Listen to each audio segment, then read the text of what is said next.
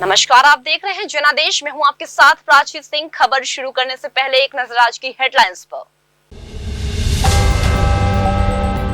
बुर्ज खलीफा पर तिरंगे के साथ मोदी की तस्वीर। फ्रांस के बाद यूएई के दौरे पर पहुंचे पीएम। राष्ट्रपति जायद नहायान से करेंगे मुलाकात। पाकिस्तान फहराएगा 500 फीट ऊंचा झंडा। आईएमएफ से डील करने के बाद खर्च करेगा 40 करोड़। भारत कर चुका है 418 फीट ऊंचा तिरंगा फहराने की घोषणा। आनंद मोहन की रिहाई पर बिहार सरकार का सुप्रीम कोर्ट में जवाब। बताया क्यों बदला जेल का मैन्यूल। भारत के इस पर्वत पर 5 से 10 नहीं बल्कि बने हुए हैं 900 मंदिर। हर साल उमड़ते हैं लाखों श्रद्धालु।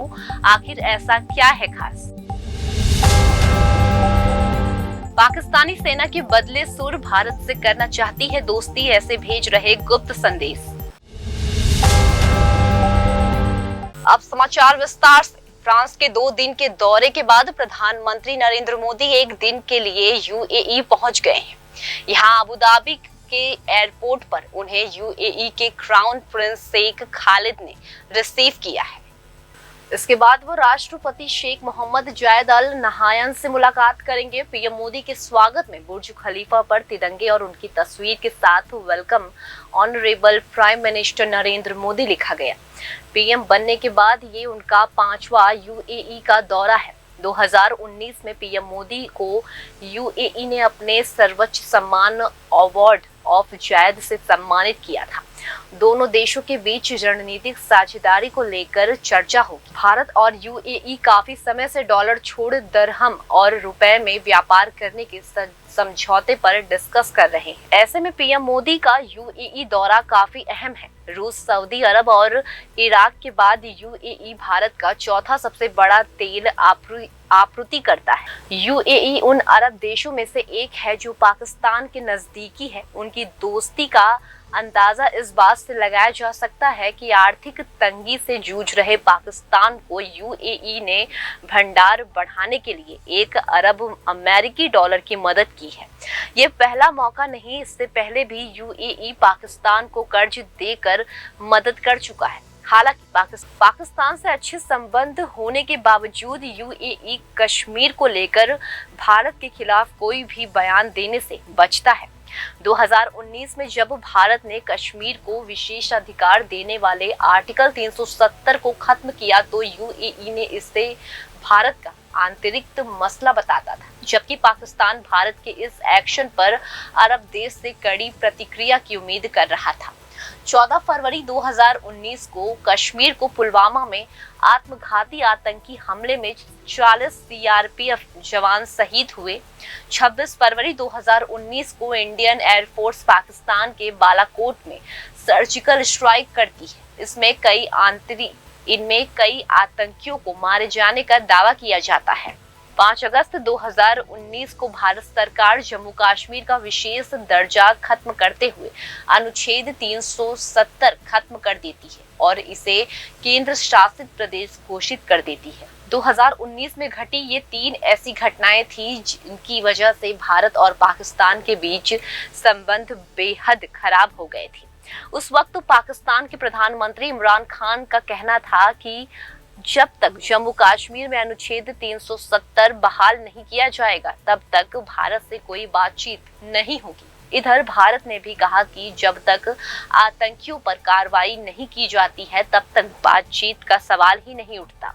2 साल बाद ही 25 फरवरी 2021 को भारत पाकिस्तान सीमा पर सीजर फायर का ऐलान होता है। बताया जाता है कि दोनों देशों के बीच डीजीएमओ स्तर की वार्ता के बाद यह सहमति बनी। उस वक्त ब्लूमबर्ग ने अपनी रिपोर्ट में दावा किया कि संयुक्त अरब अमीरत यानी यूएई ने सीजर फायर के लिए भारत और पाकिस्तान के अधिकारियों की बातचीत के बीच गुप्त रूप से मेजबानी की थी। इस रिपोर्ट में कहा गया कि यूएई अमेरिका के बाद दूसरा देश था जिसने सीजर फायर के फैसले का स्वागत किया था। यही नहीं, इस समझौते के ऐलान के दूसरे दिन यानी 26 फरवरी को यूएई के विदेश मंत्री अब्दुल्ला बिन जायद अल नहायान अचानक दिल्ली के 1 दिवसीय दौरे पर आते हैं। रिपोर्ट में बताया गया कि ये यात्रा दोनों देशों के रिश्तों को आगे बढ़ाने के लिए थी। रिपोर्ट में बताया गया कि कैसे नवंबर 2020 में भारतीय विदेश मंत्री एस जयशंकर ने अबू धाबी की 2 दिवसीय यात्रा के दौरान यूएई के क्राउन प्रिंस शेख मोहम्मद बिन जायद अल नहायन से मुलाकात की। इसके बाद पाकिस्तान के विदेश मंत्री शाह महमूद कुरैशी भी इसी महीने उनसे मिलते हैं। यूएई भारत का तीसरा सबसे बड़ा व्यापारिक साझेदार है। दोनों देशों के बीच 6 लाख करोड़ रुपए से ज्यादा का कारोबार है। इसमें यूएई ने भारत से 2 लाख करोड़ रुपए का इंपोर्ट किया है। भारत का यूएई के साथ वित्त घाटा है, यानी भारत यूएई से आयात ज्यादा करता है और निर्यात कम करता है। भारत ने वित्त वर्ष 2022 से 2023 में यूएई से 4 लाख करोड़ रुपए का इंपोर्ट किया है। भारत यूएई के साथ एक ट्रेड पैक्ट पर भी साइन किया था। इंटरनेशनल मॉनेटरी फंड से लोन आप्लुत होते ही पाकिस्तान ने सबसे ऊंचा झंडा फहराने की होड़ शुरू कर दी है। पाकिस्तान के पंजाब प्रांत की सरकार ने 76वें स्वतंत्र दिवस यानी 14 अगस्त पर 500 फुट ऊंची पाकिस्तानी ध्वज को फहराने का फैसला किया है। इसकी लागत करीब 40 करोड़ पाकिस्तान रुपए होगी। आर्थिक तंगी से जूझ रहे पंजाब प्रांत को विदेश कर्ज चुकाने के लिए अगले 2 साल में कम से कम 2000 करोड़ रुपए की जरूरत है। इस बीच पंजाब सरकार ने लाहौर के लिबर्टी चौक पर झंडा फहराने की घोषणा की है। कुछ दिन पहले ही आईएमएफ ने पाकिस्तान को स्टाफ लेवल एग्रीमेंट के तहत $3 अरब का कर्ज देने का फैसले को मंजूर की थी। आईएमएफ और पाकिस्तान की सरकार के बीच 9 महीने का स्टैंड बाय अरेंजमेंट हुआ। इसके बाद 11 जुलाई को सऊदी अरब ने पाकिस्तान की मदद करने के लिए $2 बिलियन अमेरिकी डॉलर उसके सेंट्रल बैंक में ट्रांसफर किए थे। इसके अगले दिन ही यूएई ने पाकिस्तान को $1 अरब की मदद की थी। भारत पाकिस्तान के बीच सबसे ऊंचा झंडा फहराने की रेस 6 साल पहले शुरू हुई थी। दरअसल 2017 में भारत ने अटारी वाघा बॉर्डर पर साउथ एशिया का सबसे ऊंचा झंडा फहराया था। इस तिरंगे की ऊंचाई 360 फीट थी। इस पर 3.5 करोड़ की लागत आई थी। इसके बाद पाकिस्तान ने कई बार भारत पर तिरंगे के जरिए जासूसी करने का आरोप लगाया था। फिर कुछ महीने बाद पाकिस्तान ने अटारी वाघा बॉर्डर पर साउथ एशिया का सबसे ऊंचा 400 फुट ऊंचा झंडा फहराया था।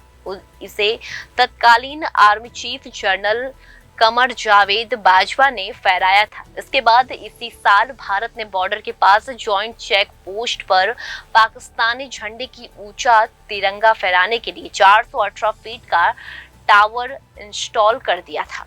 अब भारत पाकिस्तान का रिकॉर्ड ना तोड़ पाए, इसके लिए पड़ोसी देश ने पहले ही 500 फीट ऊंचा झंडा फहराने की घोषणा कर दी है। पाकिस्तान को $3 बिलियन का राहत पैकेज उसके उम्मीद से ज्यादा है। 2019 में हुए समझौते के आधार पर उसे $2.5 बिलियन मिलने का इंतजार था। दरअसल पाकिस्तान और आईएमएफ के बीच $6.5 अरब के कर्ज पर 2019 में सहमति बनी थी।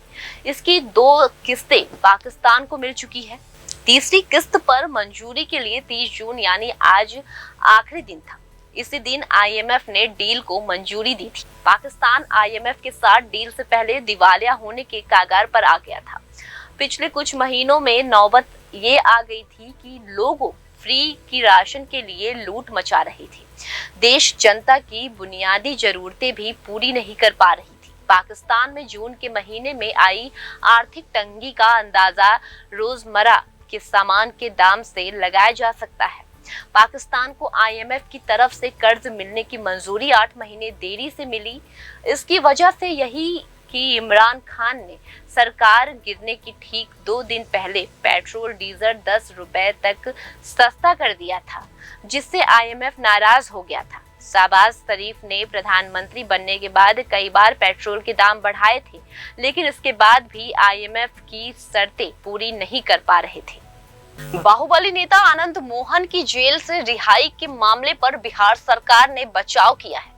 सुप्रीम कोर्ट में बिहार सरकार ने बताया कि उन्होंने जेल मैन्यूल क्यों बदला। बिहार सरकार ने सुप्रीम कोर्ट में हल्फनामा दायर कर 1994 में आईएएस जी कृष्णा की हत्या मामले में दोषी बाहुबली नेता आनंद मोहन की जेल से रिहाई के फैसले का बचाव किया।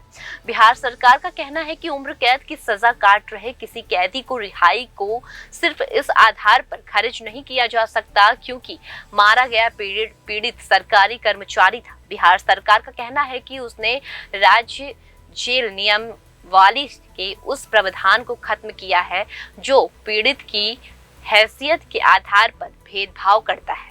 बिहार सरकार ने हल्फनामे में कहा कि आईपीसी के मुताबिक किसी आम शख्स की हत्या की भी उतनी ही सजा का प्रावधान है जो किसी सरकारी कर्मचारी की हत्या में हो सकती है, पर जेल नियमावली ने इस बात पर प्रावधान था कि किसी आम आदमी की हत्या के गुनाह में उम्र कैद की सजा काट रहे शख्स को तो समय से पहले रिहाई हो सकती है, पर किसी सरकारी कर्मचारी की हत्या के दोष में उम्र कैद की सजा काट रहे शख्स की नहीं। ये नियम भेदभावपूर्ण था, इसलिए 10 अप्रैल को इसमें बदलाव किया जिसके चलते आनंद मोहन की रिहाई हो पाई है। बिहार सरकार ने हल्फनामे में कहा कि आनंद मोहन के पक्ष में सपोर्टर्स के चलते उनसे रिहाई का फैसला लिया।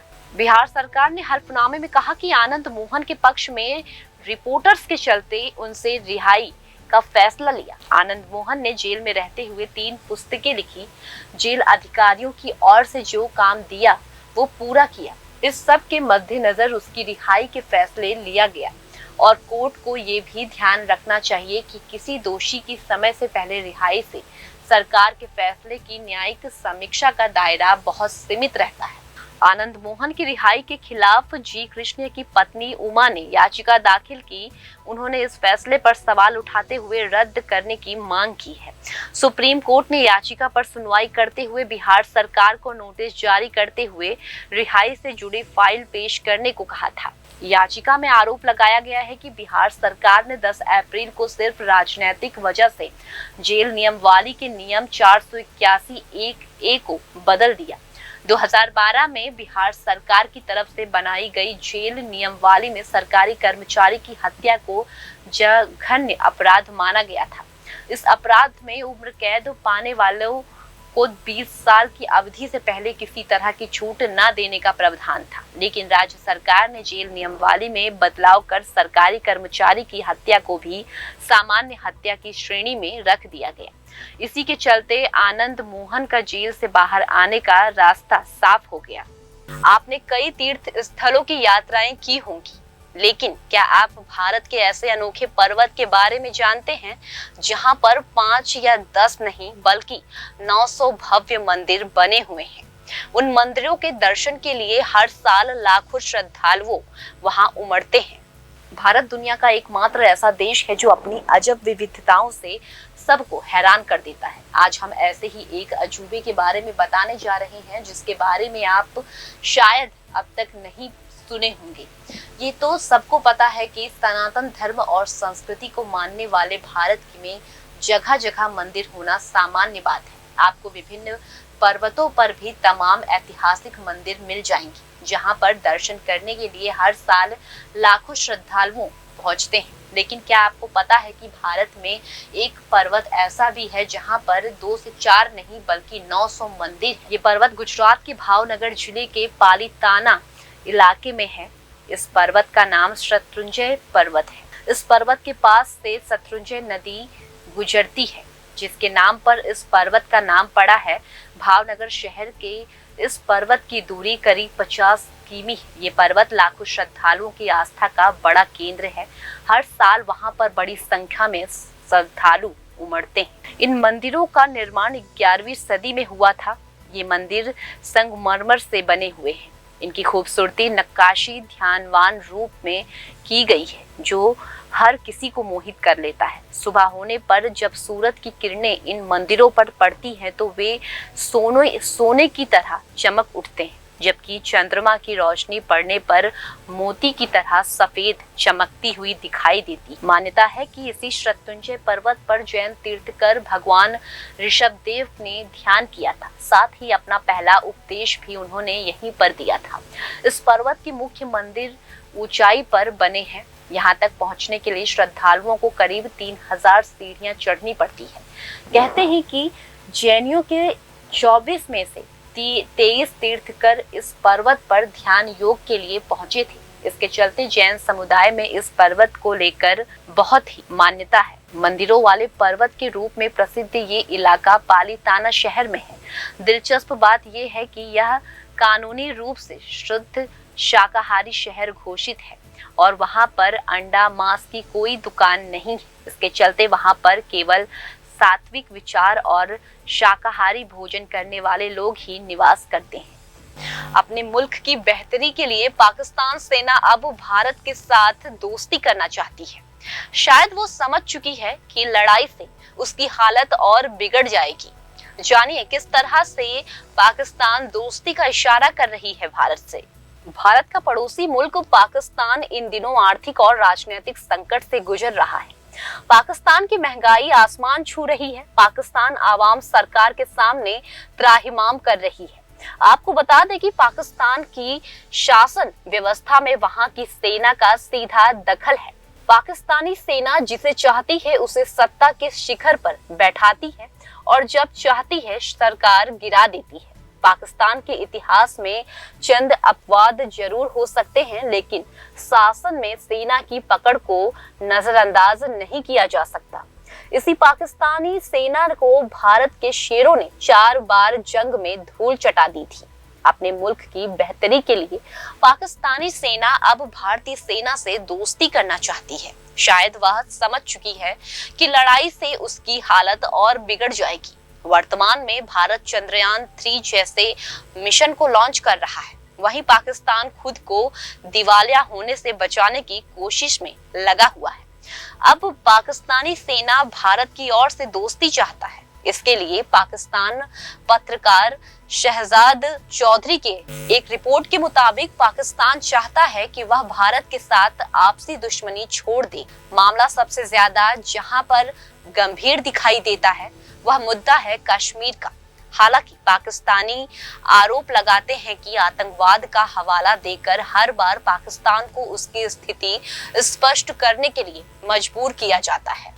मौजूदा समय कनेक्टिविटी और परस्पर निर्भरता के साथ आधुनिक व्यवस्थाओं को मजबूत करने का दौर है, लेकिन यह कनेक्टिविटी दक्षिण एशिया के देशों में नजर नहीं आती।